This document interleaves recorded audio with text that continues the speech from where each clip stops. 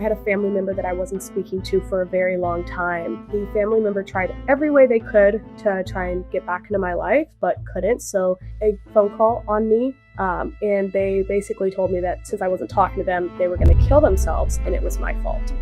And I was only 16 or 17 years old when this all happened. And I remember just slowly starting to feel like I was watching myself from outside of my body. So then I woke up the next day, and I remember feeling so dark, so out of it. And I was like, it felt like my life changed overnight almost. I had somebody ask me the other day, if you could go through it all again to learn what you know now, would you? And I was like, I'd never thought of it like that, but yes. Hey everyone, welcome back to the channel and welcome to another amazing success story. I have Sofia with me here today. Welcome, Sofia. Excited to have you. Hi, I'm happy to be here. Let's begin. So, Sofia, my first question for you is, what were your biggest symptoms? The worst one of all of them was definitely my intrusive thoughts.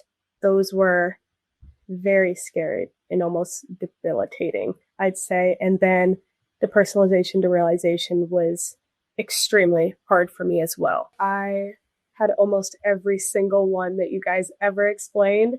The panic attacks, I experienced agoraphobia for a few months. I had physical symptoms. I experienced the vertigo at times. I had almost every one, all day, every day. Okay. For a long time. Yeah. It was a nonstop, it was tiring, but it was all day, every day. I just wanted to clarify that because sometimes I hear people, especially when they come into the membership, they're like, but no one else has it 24/7. I'm like, what are you talking about? I swear everyone. Oh, no, it was honestly, in a way, anxiety became in those symptoms became a lifestyle. It was just how I lived. I didn't know. I started to forget life without that. So it was just my life. Exactly. And that's exactly how I felt too. It was actually when I started getting breaks from symptoms in my recovery journey that I was like, whoa, what's happening? This is unusual because I was so used to having 24/7. I actually got DPDR before I had my first panic attack that I knew of.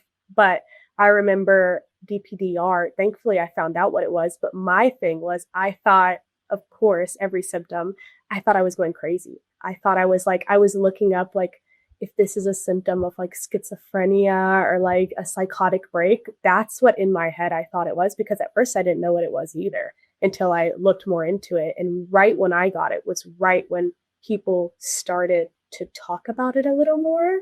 So it was honestly, I guess, a great time to get it because you understood it more at that point. Yeah, but in a way too, just reflecting back on my own journey, I was actually glad I didn't have a name for it. I feel like when we have names or labels for it, it makes it scarier. So Yes. I never made it a big issue. I'm like, oh, it's just, I feel off. It's because I'm anxious, right? Mm-hmm. Whereas I see a lot of people that we work with, and we listening what they talk about, we talk about this in the program, right? How the things that we focus on grows, and oftentimes our worst symptoms are the ones that we have the craziest narratives about. So, for example, you just mentioned with the DPDR, your narrative was, I'm going crazy. Right. Right? So it's not a coincidence then that then therefore DPDR became your stickiest or strongest symptom. Right. Right. Yeah. And it definitely also played, intrusive thoughts and DPDR were like a crazy combo because it was my intrusive thoughts would butt in and then my DPDR would come together and then they'd start kind of feeding off of each other. And so my intrusive thoughts would start being based off of my DPDR. And then I went down an existential rabbit hole at one point. I remember Shaan talking about that in the program too, was sometimes, there's so many branches of anxiety that are labeled. When we label them, it just makes it scarier. But a lot of people, when I heard about existential anxiety, actually, I think I tricked myself into doing that because I never thought it like that before. And then I heard about existential anxiety and the symptoms. So I started trying to label what I had, and it was just a little rabbit hole. Yeah. So then let's get to the story then. So those are your symptoms, but how did this all start for you? I noticed after being in the program that I had anxiety for a lot longer than I thought. But like you said, I just didn't have a name for it for a long time. I noticed I'd had anxiety since I was a kid, but I just never labeled it. So I thought it was just life. That's how it was. And then when everything really heightened for me and my nervous system really got fully sensitized, and I knew I had a problem at one point, was when I was on the way out to go see my friends one night, and I had a family member that I wasn't speaking to for a very long time. And the family member tried every way they could to try and get back into my life, but couldn't. So a phone call on me. And they basically told me that since I wasn't talking to them, they were going to kill themselves and it was my fault. And I was only 16 or 17 years old when this all happened. So I was 16 or 17, and I remember they called me and they told me they were going to kill themselves and that it was my fault. And when I got it, they hung up the phone right after they said that. And I remember just blowing up their phone, like, you know, I love you, yada, yada, yada, all this stuff. And it had been something that they did reoccurringly. It was something that they would do often. So at one point, I tried to just shake it off. I went to go hang out with my friends, but and I just kind of suppressed it. I was like, oh, okay, whatever, I'll get over it. I'm going to go hang out with them. But it just was this, I felt more anxious than usual, of course. And I was out with my friends, and I just remember feeling so out of it. And I remember just slowly starting to feel like I was watching myself from outside of my body. And these thoughts just like racing like 1,000 miles per hour. And I remember I kept trying to be like, okay, whatever, it's fine. So I just kept talking to my friends and acting like it was nothing. But I was still super focused on at the fact that I was looking at my hands and I was looking around me, and I felt like I was above myself. Like I just was not real. And after that happened, then I started to felt like I was hearing my heart pump, and I felt my heart pumping super fast and really hard. And so then I started to get super anxious. And I remember we were in the car and I started kind of shaking, and then I remember everything feeling like it was just closing in on me, and everything feeling like I was so small and everything around me got super big. And I remember feeling super nauseous, like I was going to throw up, and I was super claustrophobic. And I told my friends, I was like, hey, can you take me home? They didn't notice anything was wrong. I played it off really well. But as soon as I walked in the house, I started getting super dizzy. It was like 11:30 at night, and I knock on my mom's door and I'm like, Mom, I think I'm having a panic attack. And she's like waking up out of her sleep. Like, what are you talking about? And in the moment, I'm so out of it. Like my teeth even felt numb. It was so weird. Everything on me felt super shaky. And I'm telling her like, oh, I think I'm having a panic attack. But then in my mind too, I thought I was going insane. I thought this was like a psychotic break in a way. And so then all the symptoms shot up as soon as I started to think I was going crazy. I started getting these crazy thoughts. I started shaking uncontrollably. My hands and feet were super cold. And I just started shaking so bad to the point where at one point my mom had to like hold me down because my body was just, it was like almost like not convulsing, but just like shaking so much because I just kept feeding in. So my body kept getting more and more and more and more until I kind of just, I guess it just wore off when I went to sleep. But it was going, I had panic attack after panic attack after panic attack, I'd say for 3 hours that night. And so then I woke up the next day, and I remember feeling so dark. It's so out of it. And I was like, it felt like my life like changed overnight almost. And now that I went through Shaan's program, I noticed it was because my cortisol levels, they mimicked the day before, and they were just going, they shot up, and my body was just trying to like recover. And I remember researching so much, and I was like, what is this? I didn't know what it was. I just thought I was going crazy. So I remember researching for like a month, like what's happening to me. I don't know what's going on. I had thought every thought in the book. I had thought I was going crazy. I had thought I did something wrong. I thought I was abandoned by God. I thought which wasn't true either. I thought every thought in the book that something was wrong. I thought like I did something to deserve this, or I couldn't tell. And I remember after that, shortly after, I had started having panic attacks 3 times a day. I became agoraphobic. I couldn't leave the house within 2 weeks. Like genuinely, I couldn't even walk out the door without having a panic attack. It was insane. I couldn't work. It was really hard. And I remember after that, about a week after that, that's when the intrusive thoughts started kicking in. And then I started having intrusive thoughts every day. I was having the panic attacks every day. I was having physical symptoms every day. Yeah, it was really bad. The DPDR kicked in really bad. It was super heavy. I felt like I'd look at my hands and I was like, are these my own? Like, what? This doesn't feel real. Everything felt like a dream. And I couldn't find anything until I was scrolling one day on YouTube and I saw Shaan's YouTube.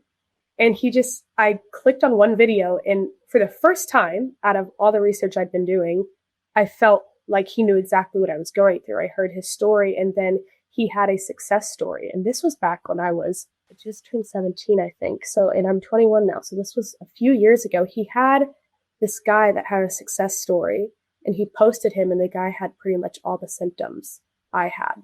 And I remember hearing that for the first time. I felt like, oh my gosh, I'm not alone,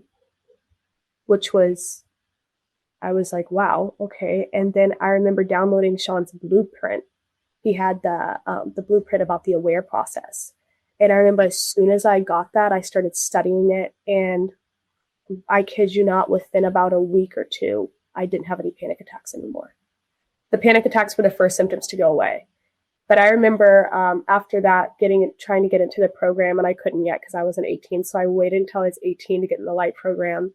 And as soon as I got the program, I was studying it like a college course. Like I remember just going through it, taking notes nonstop. And yeah, I would say it took a while to even accept anything, but I will say that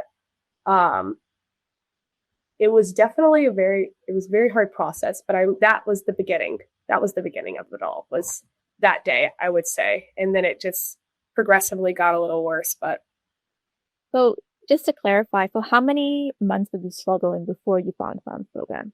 It was a month, but like I said, I'd been struggling for a long time before that. I just didn't know what it was. But after that situation with that panic attack, it was a month. I found him, so I was thankful to find him pretty quickly along the way.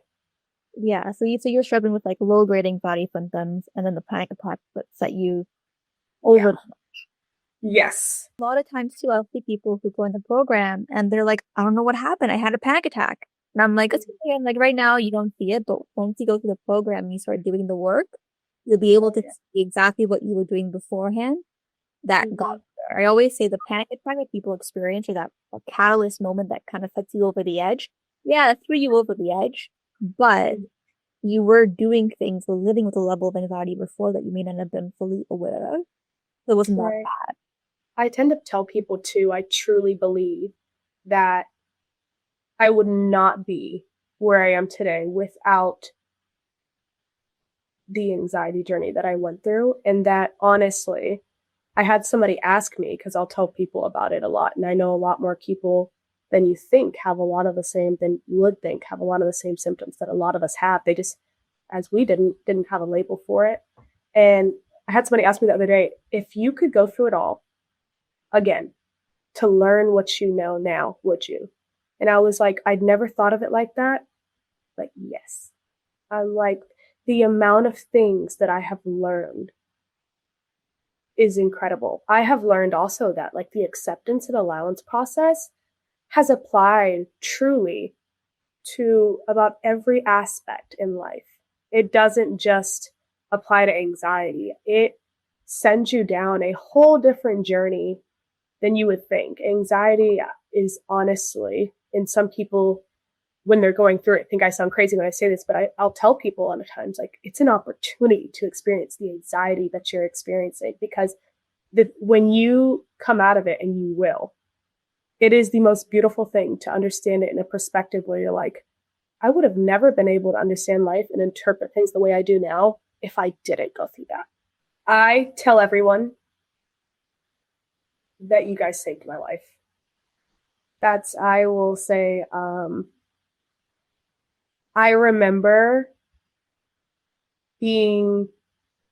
before joining the program, I remember being 17 years old while all my friends were having fun and, doing whatever. And I was on the couch at home staring at a wall because my thoughts were consuming me and my panic attacks wouldn't stop.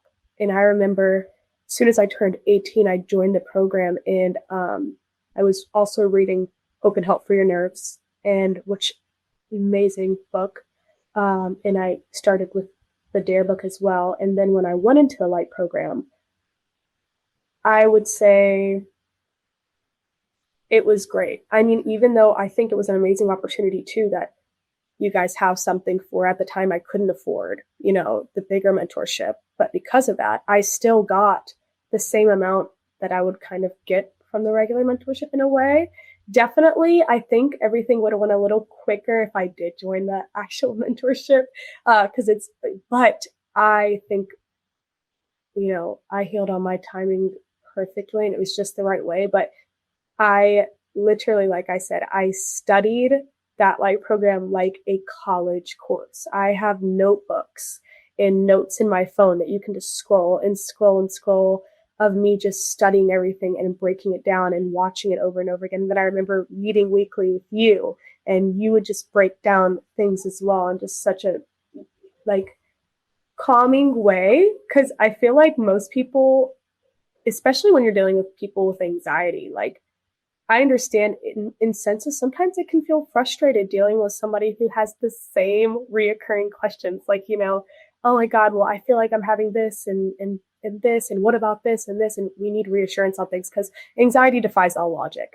And I just remember you being there once a week, and I could ask you all the questions I need and be with other people, seeing other people talking in the Zooms as well. And then just being able to understand what anxiety is. For the first time, I understood everything, and I use everything that I learned in that course today in different aspects of life. I will feel like a complete nerd sometimes because someone's asking me questions about stuff, and I just feel like I know so much because I learned all about the nervous system, about how the body maintains homeostasis and cortisol levels, and why our brain does the things it does, why it's doing stuff to protect us, why we become like this, and etc. I mean, it was honestly, I would pay it 1,000 times over if I had to. And like I said, truly, I will say this every day. And anytime people ask me, that it saved my life. Amazing. And honestly, it's the work that you do too, right? And I just remember too, if I ever had any questions whatsoever, any symptom that I was going through, it was I remember I could go in the courses and find a video exactly about what I'm going through. And I remember Shaan used to say too, in one of his courses, and whenever he was talking one time, and he was like, you are not alone. And he was kind of putting in your head with tough love, quit thinking that you're the only one dealing with any of this, quit thinking that you're not.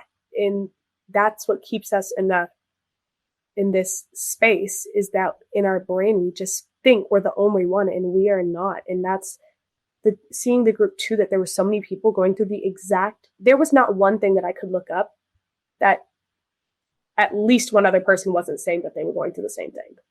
Yeah. I mean, and I also think, I was thinking about it the other day too, if it wasn't for the program, I definitely I think I probably would still be in the same place I was, maybe a little better, but I don't think I could have gotten nearly as far without it. I don't.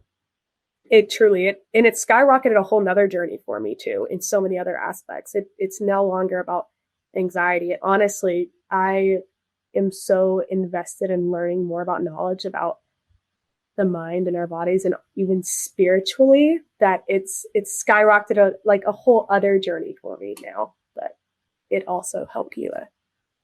Yeah, and that's the beauty of it. Some people, it really it's more that pathway. I think for me, definitely, I'm definitely more spiritual, into self-development and the mind-body connection. I was going to say, for where are you today? How are you feeling today? Amazing. I was talking about that too.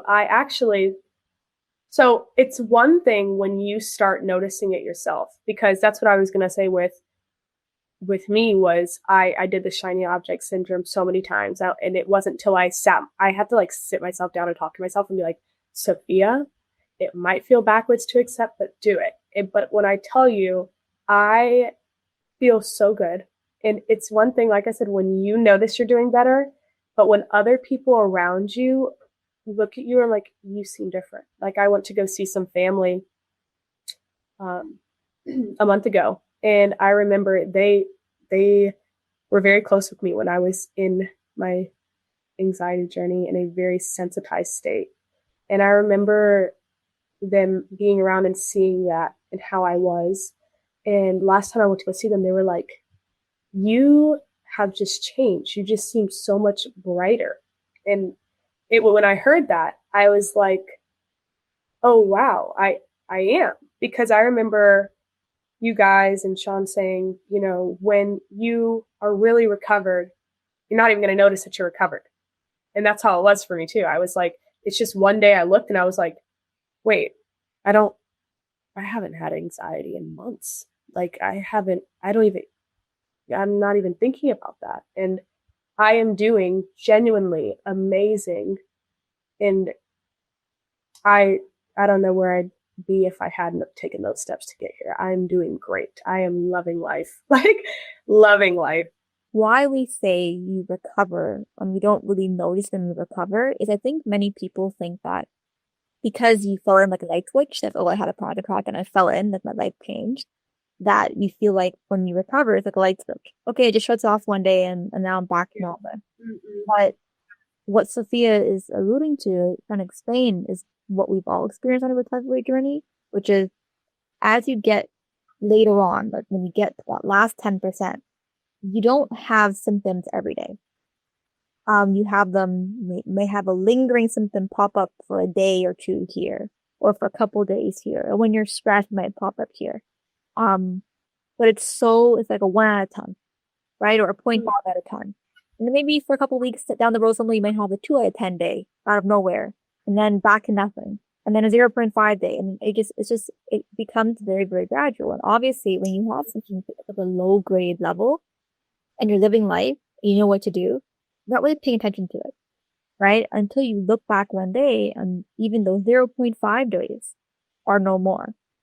And that's why recovery, we say you can't pinpoint an exact date because it's that up and down, middle, gradual, like decline back into homeostasis. And then we always say, remember too, right? Like people who aren't sensitized, you still experience symptoms of stress. You might get a headache one day, you might feel a tight chest one day, you might get nervous for an interview, right? Like anxiety is not enemy. It's a natural human emotion and physiological response to danger and stuff that every single human being wants. It's just when our body becomes sensitized, then it becomes like a hair trigger where it's being triggered in moments where it shouldn't. I still get anxiety here and there, but it's normal. I understand that it's what a human being has is anxiety once in a while. And I always say, like, I'd be scared if someone didn't get anxiety sometimes. All right. So my last question for you then is, let's go back to 17-year-old Sophia, who was searching the internet, for help. So what would you tell someone who's at their lowest point?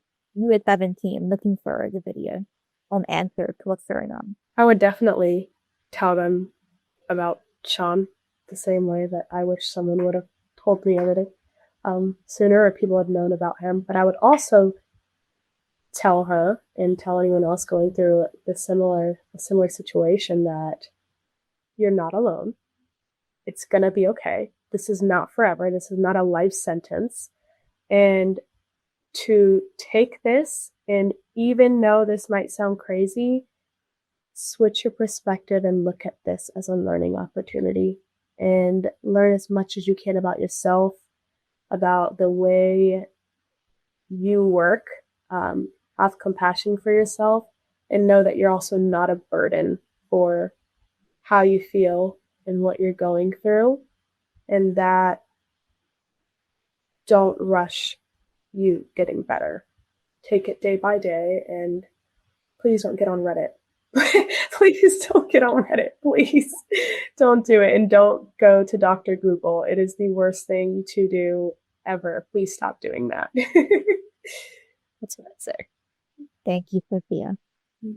Thank you so much for sharing the amazing story. It's been such a pleasure looking with you and seeing the woe in the recovery journeys and where we started to where you are today. And I'm so happy to hear that all is going well. Yes, of course. Thank you so much for having me and giving me the opportunity to share my story. And for everyone who's watching, if you want to learn more about the program or the programs that we have, available participant manual, it was all linked down below in the box, or you can check it out. And hopefully we'll see you there. Hopefully, at the end.